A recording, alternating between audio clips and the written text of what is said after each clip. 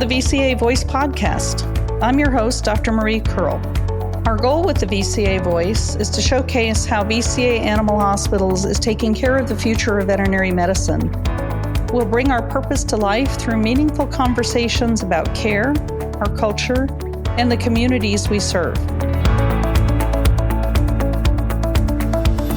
On today's episode, I'm happy to welcome Dr. Kizzy English. Dr. English is the medical director for VCA Fort Collins Animal Hospital and also VCA Urgent Care in Fort Collins, Colorado.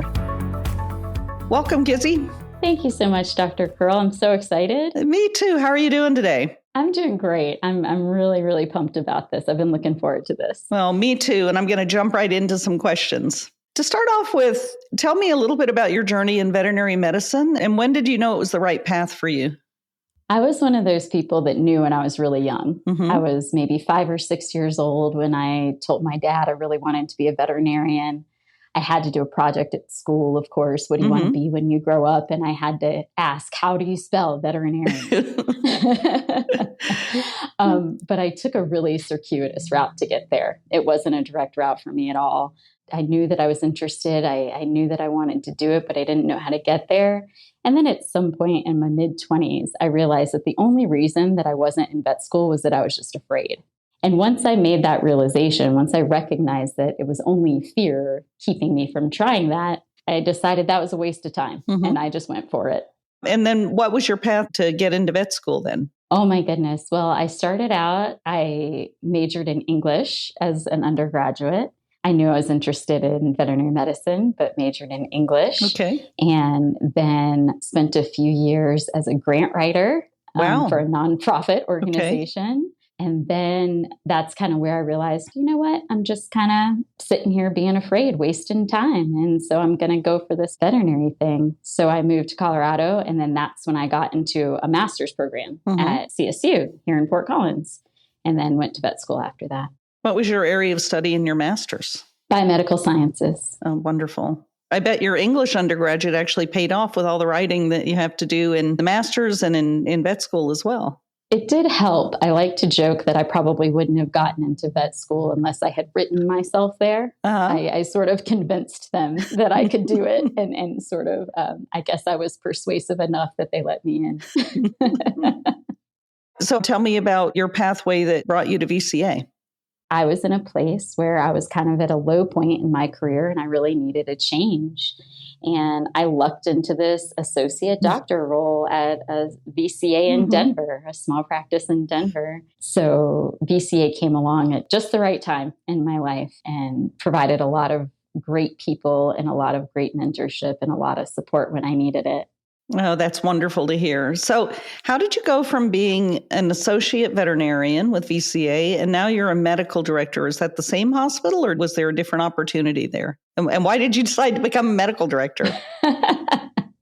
That's a great question because I initially wanted no part of being a medical director. Okay.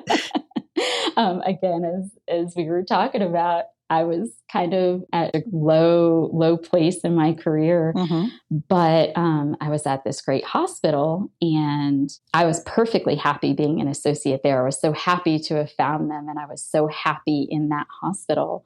But I had a medical director there who was just such a great mentor and he really helped me understand what that role could be and how supported I felt with him in that role. And so it meant the world to me that he saw me in that role. He always saw me as a medical director. He saw that as the path that I was going to take and that someday when he retired that I was going to take over that hospital. And that changed the world for me to have that good example. And that made me want to pursue some additional leadership roles. It turned out that my opportunity happened to be in Fort Collins instead of in Denver. But it was really with his guidance and his support that I really saw myself as a medical director. So what's the main difference being a medical director compared to an associate veterinarian? Can you speak on that a little bit? Yeah, the difference for me is that my focus when I was an associate doctor was really my own career, what my skills were, using my own hands to really progress the hospital that I was in. But as a medical director, your focus is really the development of your team.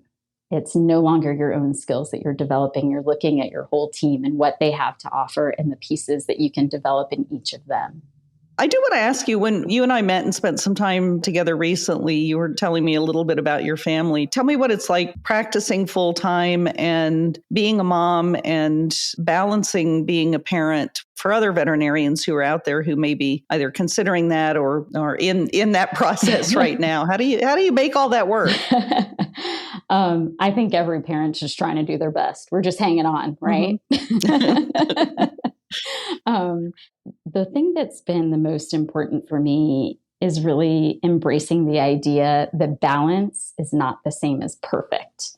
That if you really think about what it means to balance, it really means that there are actually a lot of wobbles, that it's a lot of wobbles that are trending to the center. And I wobble a lot. I wobble a lot. And so it's helpful for me to realize that that's expected and that it's normal and that it takes a really good team, whoever that is, whether it's a partner, whether it's your work team, that it takes that whole team to help manage all of those fluctuations. The mom in me wants to be with my kids all the time, 24 hours a day, all the time. But I also know that it's important for them to see me doing something that I'm passionate about. And so that really makes it okay for me to have different priorities at different times.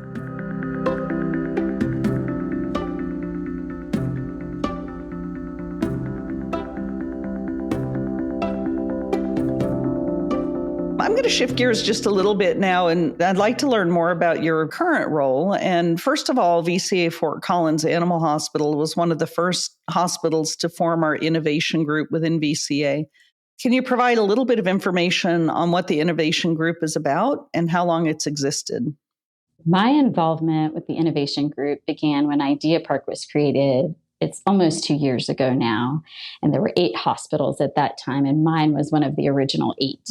12 more have recently joined. Oh, wonderful. Yeah. So, and then IdeaPark, really, our focus is providing high quality medicine, increasing capacity to care for patients in a sustainable way, trying to improve the convenience and decreasing the stress for clients, pets, and the care teams. But we're trying to address all of that, all of those big challenges that veterinary medicine is facing through staying curious, learning, and adapting. So that was my introduction, really, to the innovation group.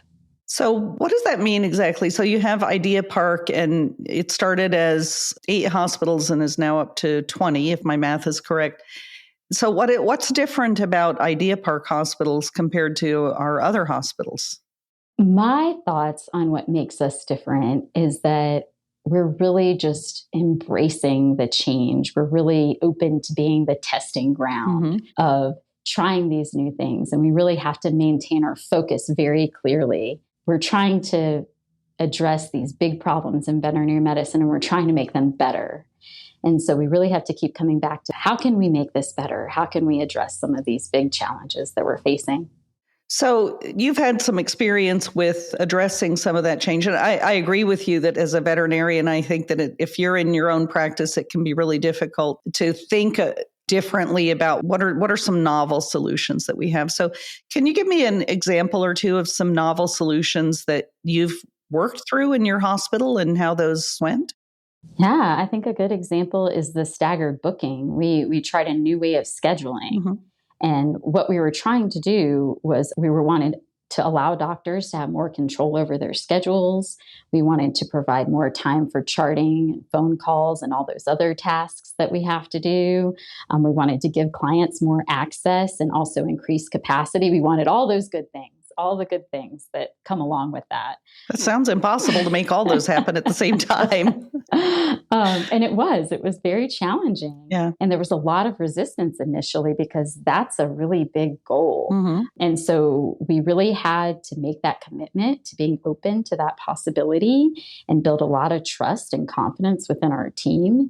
And eventually no one wanted to do it any other way. They were so happy with the results that even the people that were the most resistant became our biggest supporters. So you'd said a staggered booking. Walk me through what that schedule looks like and what are the different components of that? That's a challenging one. I feel like that's so much easier to see than it is to explain. Mm-hmm. But really, the core of it is that you've got two schedules and you have two teams, Mm-hmm. and each schedule is offset from the other one. So they're starting at different times. The reason it works so well is because each team ends up having more time with the client, mm-hmm. whereas the doctor is bouncing in between these different rooms. But when you really think about how much time you actually need with the doctor in the room, you don't need as much time with the doctor in the room. So it's really allowing everybody to function very highly in their position and use the best parts of them and function in the roles that only they can do. So from a client perspective, the client is there for a longer period of time and they have their team that they're working with that's focusing on them. Who's on the team? There's one veterinarian. There's one care concierge. That's a new role that was created as part of this staggered booking. Okay. And then there's also one technician. Now that's for each team. So one doctor would have two care concierges and would have two technicians on their total team. There are also some floating technicians as well. And then the care concierge also gets to help in that role. Now, did your clients and patients notice the change, or did they say anything, or did they seem pretty happy? I don't know if they immediately noticed something that we were doing that was different. They did notice a slightly different flow to the appointments. But I think the main thing that they noticed was that they got to actually spend more time with the doctor, which is what they were there for. The doctor was getting in the room a lot faster and was able to spend more time with them. And so they were definitely happier. But I don't know if you asked them if they could actually put their finger on exactly what had changed, because it wasn't a major shift for them. They were still seeing the same faces. There was still generally the same flow to our appointments. It was just little tweaks here and there, little adjustments along the way that allowed us to have more time with them. How long did it take to get onto that schedule? We did it sort of in phases. Okay. There would be certain doctors that would try it one day and other doctors that would try it a different day. And then there's staffing so that you can have enough people to try to do this with each doctor. But I would say that we were probably able to get onto a fully staggered booking schedule within a few weeks. Once your teams had a chance to live through that schedule, what did they say about it now? They love it. They don't want to do it any other way now. Yeah. They feel that they actually have the opportunity to do the best at their jobs because they have more time to do their jobs, which is always the limiting factor, right? In the hospital, you're always feeling short on time, but it makes people feel that they have a bit more time. How do your technicians feel about it? They like it too, because even though it doesn't seem like it when you're looking at the schedule, they actually have more time for each patient as well. So they feel that they're able to focus a whole lot more on what they're doing on the task in front of them. They really are able to focus on that high-level patient care. Exactly.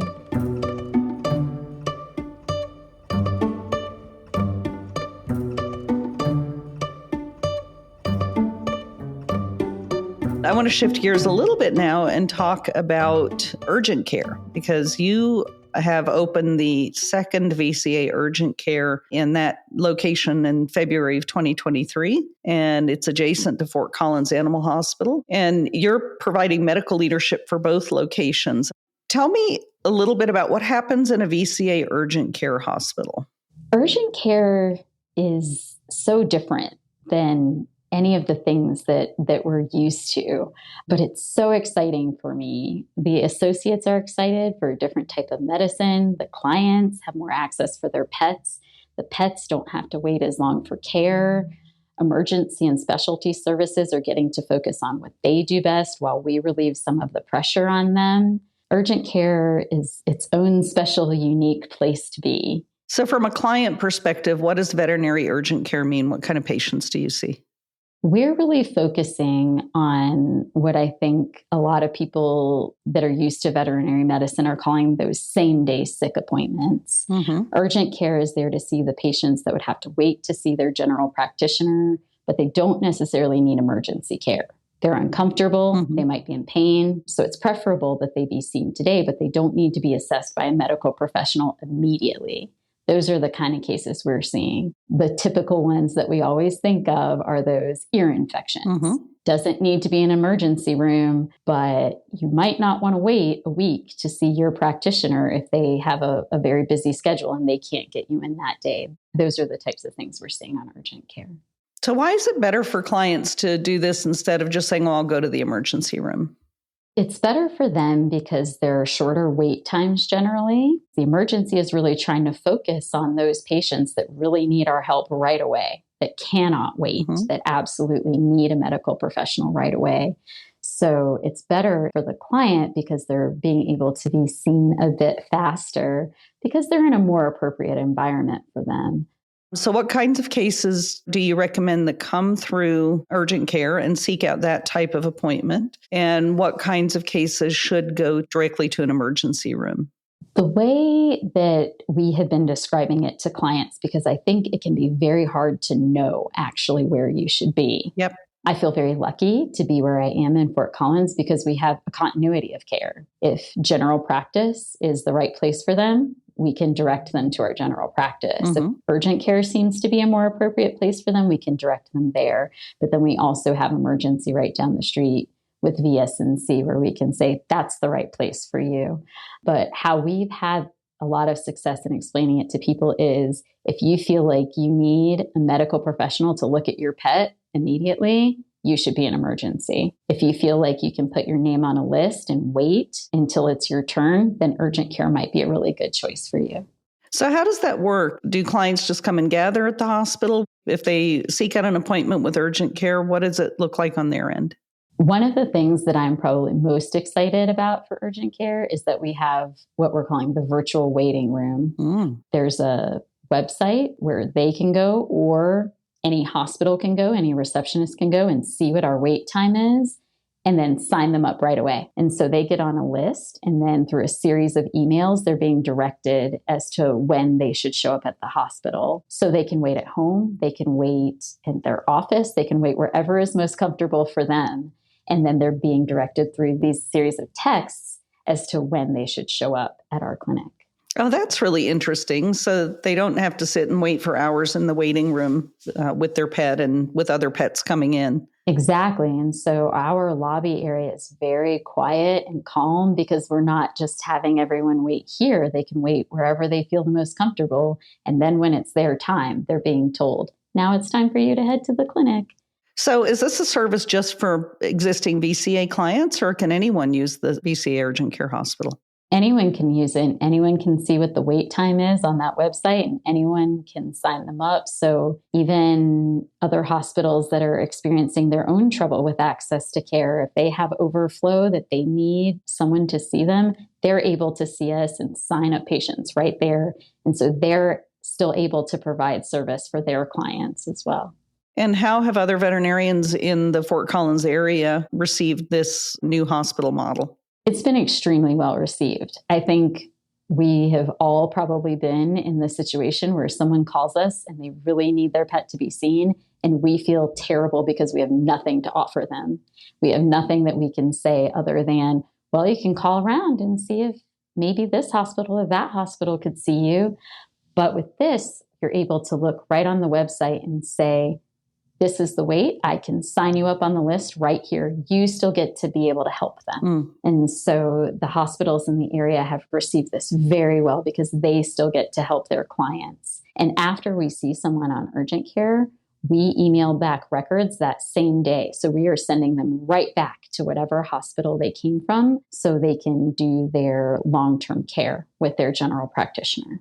So they follow up with their family veterinarian, no matter if that family veterinarian is within VCA or outside. Is that right? Absolutely. Whatever vet they usually see as their general practitioner for their primary care is getting all of those records that same day so they can continue that case and they can continue being their primary care. What happens if you see a patient that needs 24-hour care? Do you provide that? We do not provide 24-hour care. We're not an emergency at all, so we cannot replace that service. That's not at all the position that we're filling. We're 10 to 8 every single day. So if they need 24-hour care, we are here to help them be transferred to an appropriate facility, but that's not a service that we provide. So you have emergency hospitals in Fort Collins that are willing to take patients if somebody ends up in urgent care that doesn't really belong there? We are so lucky in Fort Collins. We have so many emergency facilities and we have great relationships with them. And so we can make sure that everybody's getting the care that they need. So how do your associates feel about urgent care? Do they enjoy working in that environment? I think the associates are loving working in urgent care. It's a beautiful space.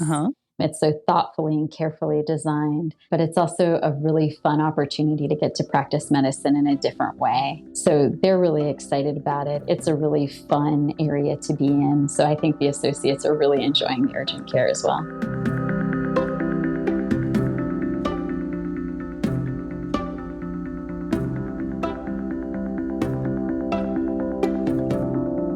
Are there any early lessons learned with this new practice model, and are you making any changes already? There's always lots to learn. Okay. This is only the second time VCA has tried to start a brand new hospital. So everything is a learning opportunity. We're learning everything from how to get supplies to how we let people know that we're here. We're still in the process of figuring it all out. So there are so many lessons for us to learn. But I think the best lesson has probably just been seeing how excited our team is to build something that when you give people the opportunity to expand and to try something new, they're really interested when given the chance. We don't have too much time left, and I wanted to ask you, you work in a town with a very strong college of veterinary medicine, Colorado State University. Do you have any words of advice for vet students that are entering our profession in the coming years? Yeah, I think we have the greatest profession in the world, but we really have to work to keep it that way. It's very important to take care of yourself, to take care of your team. I think we're happiest when we get to use the best parts of ourselves, and there's room for all of us so you can find whatever areas that can use your particular talents. Well, those are great words of advice. And from your early career experience, too, it sounds like continuing to seek and find places that you can grow and that fit your unique working style are very important for young professionals as well. So, Kizzy, thank you so much. It's been an honor to get to speak with you, and I look forward to working with you more in the future in your area medical director role, and I really appreciate you.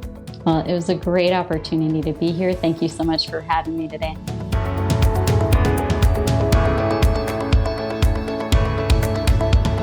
Thank you so much for listening in. If you enjoyed today's episode, please consider subscribing. Don't forget to leave a review to let us know your thoughts, and share the episode with friends. Follow VCA Animal Hospitals on social media at LinkedIn, Twitter, Facebook, and Instagram. For more inspiring stories, visit our website at vcavoice.com.